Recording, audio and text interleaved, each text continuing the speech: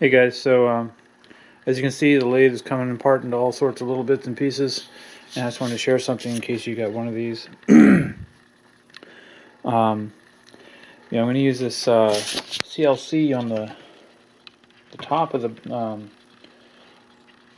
the ways here, and I noticed on the back they said do not use on any sort of brass, copper, aluminum. Anyway, so that made me nervous about making sure I strip this thing down. Oh guys, this is the way I wound up going at it. I tried some that CLC stuff. Anyway, it seems like this job is going to be necessary no matter what, so might as well just bite the bullet.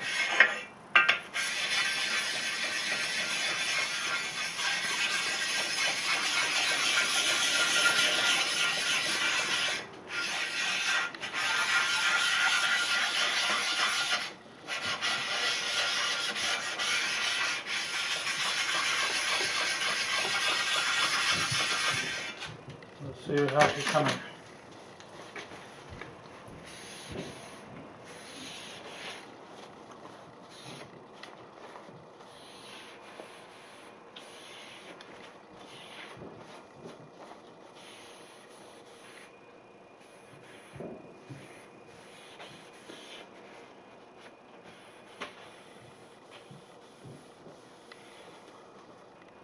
Not too bad.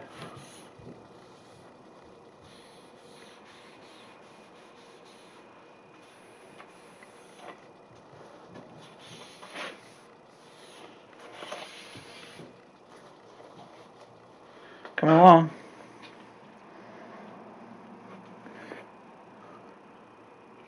Can you see from this angle? The light's really not showing so well. Let me move you here.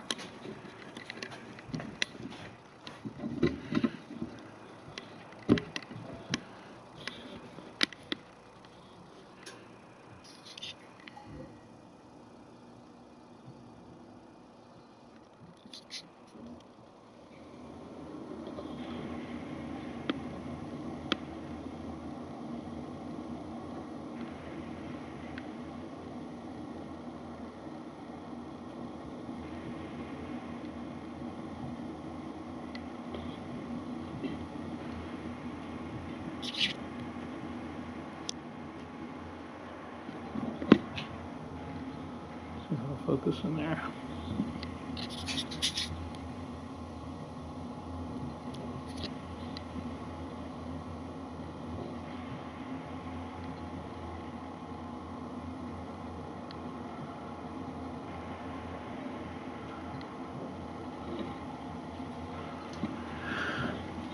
So that's where we're at.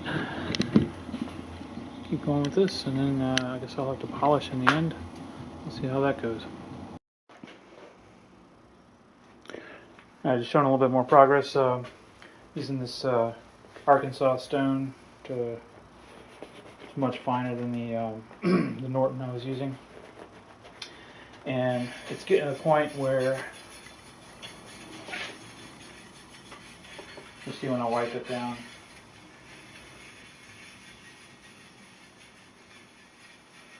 Alright, ready?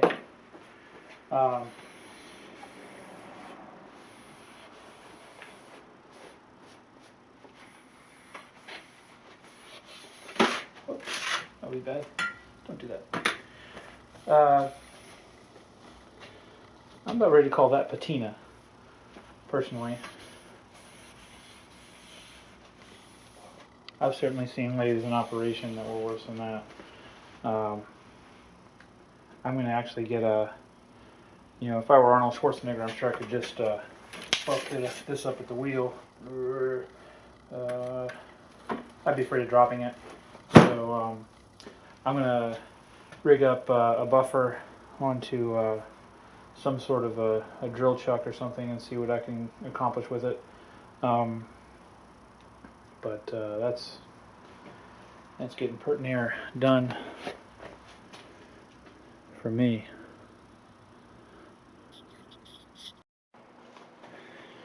Alright, quick little update. I was watching, somebody else commented on my other video, my first video on this lathe project that, hey, there's a guy that's got a whole series on restoring these. It's Jster, Jster 1963.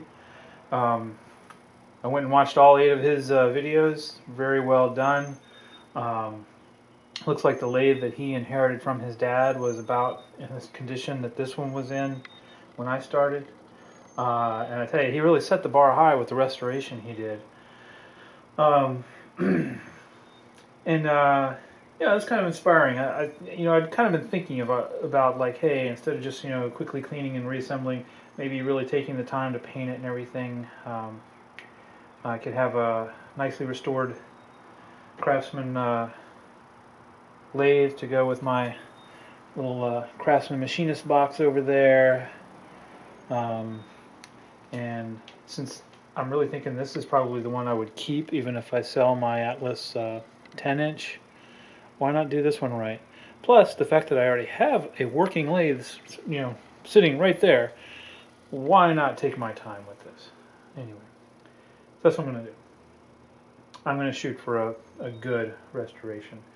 And one of the things, he was really singing the praises of Evaporust. Whereas I was trying this CLR stuff out on the basis of watching Outside Screwball, and I've got some stuff cooking in this right now, and I can just tell you, it's not working as well as the Evaporust. I've used the Evaporust before, and I've got a container this size kicking around. Let me see if I can find it real quick.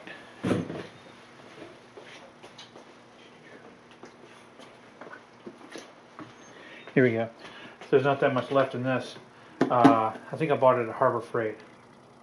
And they're closed now because this is Easter Sunday. Happy Easter. Anyway, I don't know if I have enough even in here to do the little thing I'm thinking of doing right now. I might have to set this aside. But here's the next thing I'm going to try. So, going back to this is kind of like my go-to. He even compared electrolysis versus this, and this stuff won. So that was kind of eye-opening in itself. So I'm probably going to just go ahead and break down and get the gallon of this, and I think, if I build myself a little box, plastic line, probably 1 gallon should allow me to clean these the ways off, and that's the most important part. That's what you really want to have clean. And then what I was thinking for like this rod and the rack here, I've got a piece of PVC.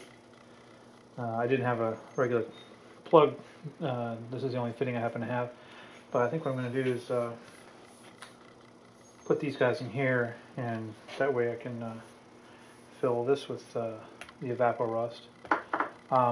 The good thing about the Evaporust is you get a few uses out of it. I think if you go ahead and do some mechanical cleaning to start off with, just the soap and water kind of thing, a little brass brush, then you get a little more bang for the buck out of the actual Evaporust.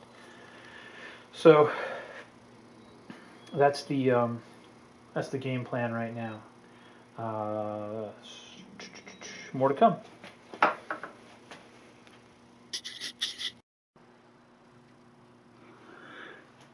Alright, so here's a little example using this stuff. This has been in, a good 6-7 hours. And let's see what we got going on here.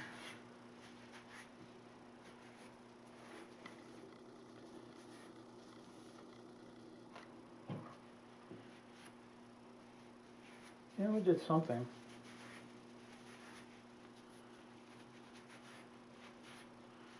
I think I'm tempted to just go ahead and put that back in. Let it rip.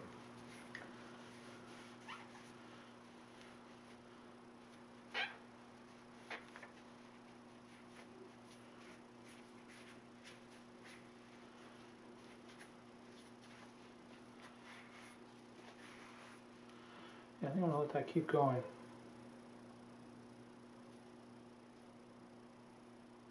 That's not terrible. That did some work.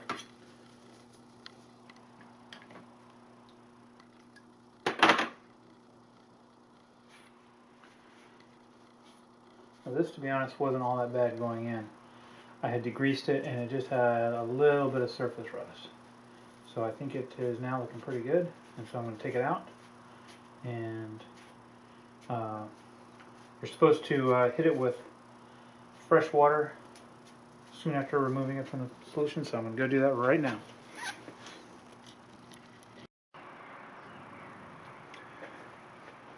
Alright guys, so I went ahead and got the gallon of Evaporust. Even though I already went this far applying the Arkansas stone to it and everything, I am going to go ahead and do the bed. Just for the, just a finishing touch, just to see how good I can make it look. And I'll be able to use this for a lot of other stuff. I'll use it for the other parts. Unfortunately, I don't have a container just the right size. I almost did. This is something I stole from my mom's house. It's a it's an old wallpapering thing. I don't know if anybody even does wallpaper anymore, but it is just like a fraction of an inch too short. So I have to build something quick and dirty carpentry here. Oops, sorry, kicked you around. Can you still see? Yep. So I'll be building a little box and lining it with plastic of some sort, and probably just flip this over onto so that just the actual ways themselves have to be immersed.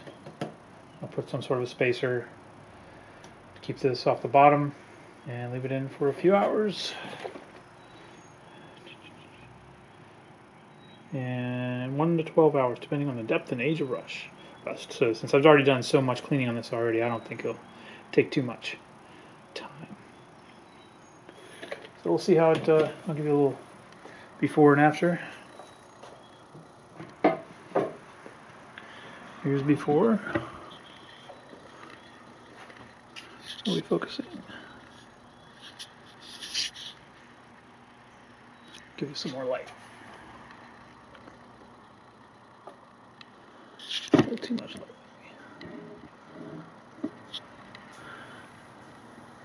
So this is, this is where the headstock sits. So this is the main work area right here, and you can see it's just basically a patina. Right? I wouldn't sweat using it just the way it is. If it doesn't improve any, I'm not going to cry. But one thing it'll help me with is it still has some rust inside of here. That's a little harder to get in with the stone and feel comfortable that I'm keeping it good and flush on the surface. So if it cleans that off and saves me from trying to do that with the stone, I'll be happy. That'll be good, because it is a critical surface. That's where the tailstock aligns itself. So both the outside and the inside are critical. Neither one of them you want to mess with too much. I am glad I went ahead and stoned this. Even if I had started with the Evaporust, I think I would have done that. I found a couple spots where, because it had a ding, the area around the ding had risen up, and so the stone has got it, I think, in really good shape right now. So I'm just kind of gilding the lily right now, just trying to make it look pretty. And I'll show you when I'm done. Well, there she sits. Definitely not the proudest moment in the history of carpentry. I think Paul Stellers would cry uncontrollably if he was made to look at this for very long. But should provide what I need.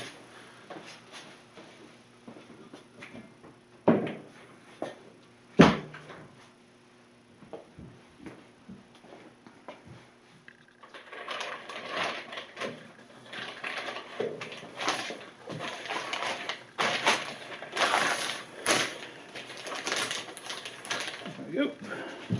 And the magic goop.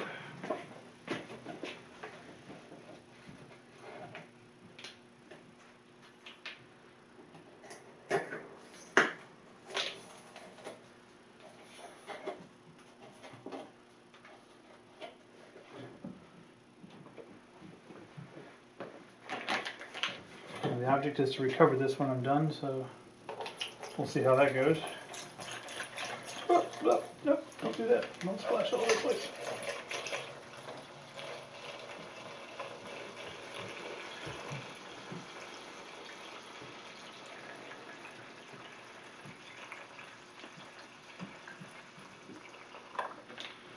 Alright. We've covered over the important part.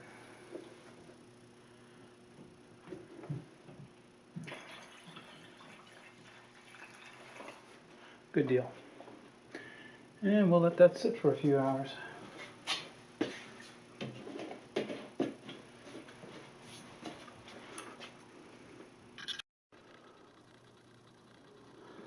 Okay guys, I got the lathe bed cooking in the Evaporust over there right now, and I decided to come over here and check out how this guy's doing. This guy has been sitting for a day in CLR.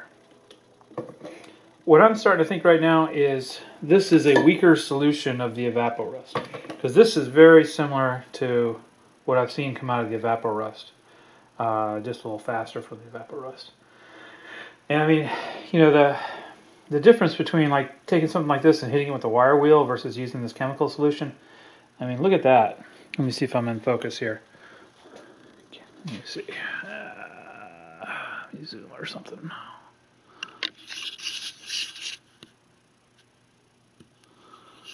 Come on.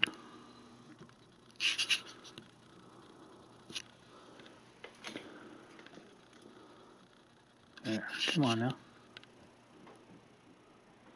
Apparently I don't have macro mode in video. You can do better than that, come on. There we go. Alright. And I'm failing here. Sorry. I'm trying to show you that detail of the Craftsman logo on the end of there. That's pretty neat. I'll try to find a shot of what this looked like originally. This was really a rusty old thing. Problem with this, I kind of thought this might happen anyway, but you know, the bearing was actually turning when I had originally put it in this stuff, and it's not turning anymore. I'd gotten it turning with the PB Blaster. So it was turning, but it was very kind of like sloppy, loose feeling. So I mean, I think this bearing will need to be replaced anyway. This is a Japanese bearing. NTN. I'll get the number. The only thing is, I'm gonna have to do some YouTubing. I don't know how you get a bearing out of this. And it would be good information because I have another lathe center that needs a new bearing. Actually, I think Halligan did something on replacing that bearing one time. I have to go back and look through his stuff. Well, this is a woodworker's. This goes on my Shopsmith. I have a 10 ER, and this bearing is all screwed up. That would be nice to have. And I definitely want to get this bad boy. I want the original. I just like the fact this is the Craftsman. It's what came with the thing. I don't want to replace it with some, you know, Chinese expletive. So, yeah, I'm pretty happy. I mean, I think that looks pretty good. I'm going to throw it. I'm going to do some buffing on it and see what it comes out looking like. And be back in a second.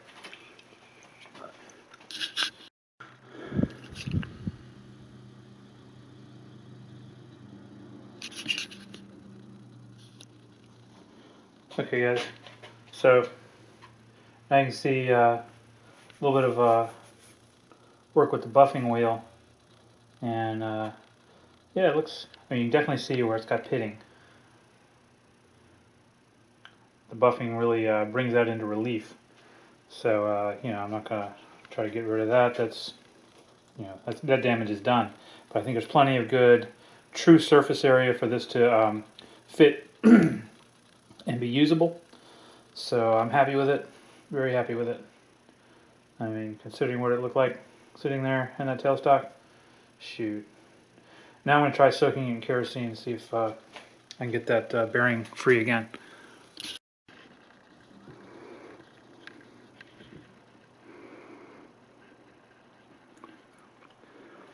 Hey guys, this is a couple hours in the Evaporust, and as you can see, there's still, you can see this area here is definitely still different from this, but I think what that is, that's no kidding wear into the bed. The rust has been dissolved, and what you're seeing there really I don't think can be taken out except with extensive lapping or surface grinding or something like that, which I don't have that equipment, so I doubt I'll be doing. Another interesting thing, let's see if you can see it in the light, but there was rust in here, gone. That has not been touched mechanically at all. I don't think. I don't know. I don't want to be a liar, but I don't think I certainly didn't do much to it. Okay, here we go. Still some over here. You see that? So maybe a little longer in the bath wouldn't kill it. Not focusing. Come on, focus. Focus! Get some light on it.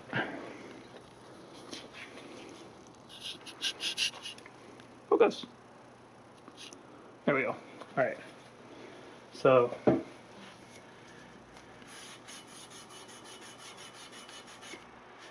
still a little bit right there. I don't know. Should I bother?